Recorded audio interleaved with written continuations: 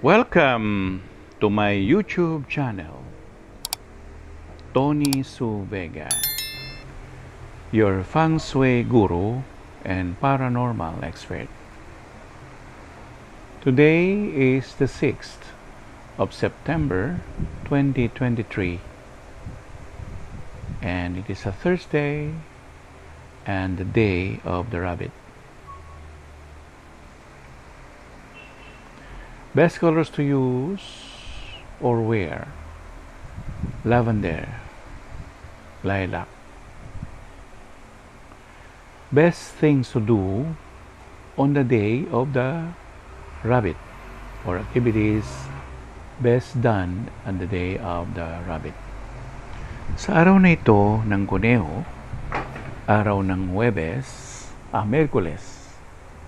araw ng Miyerkules, 6 ng Setyembre 2023. Dahil na rin alam natin ang rabbit o ang kuneho ay yin, female, babae, kahoy, wood, sen, H-E-N, the lightning.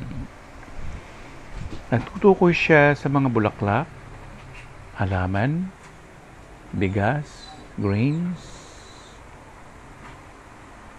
mga watery plants,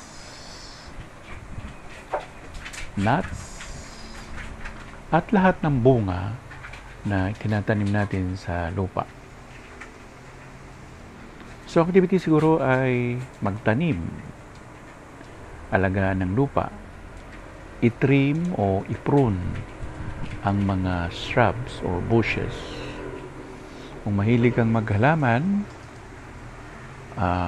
magugustuhan mo ang paggawa ng mga disenyo nito na nagagawa ng isang hardinero.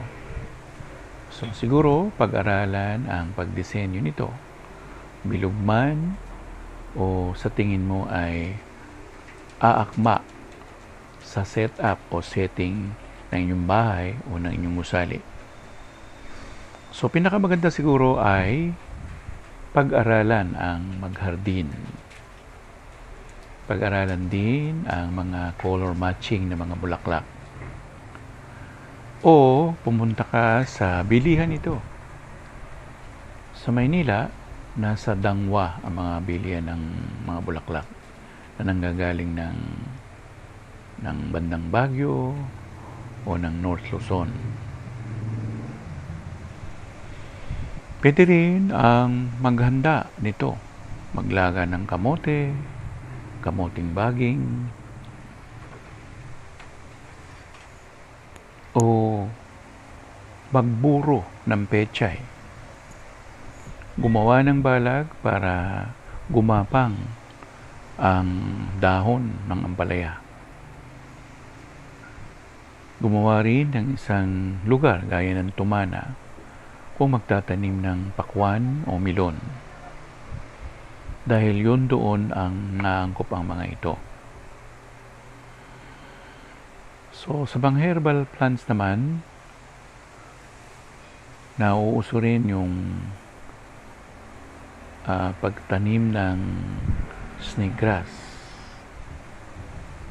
Pero kasi ang sambong na yun ay puno. Mga halamang gamot ay ang mga gaya ng soro-soro, medyo mababa lang yan. At ang mga kagaya nito. Kung hindi, meron ding mga nabibili na tabletas na o capsulized na mga herbal plants, gaya ng lagundi,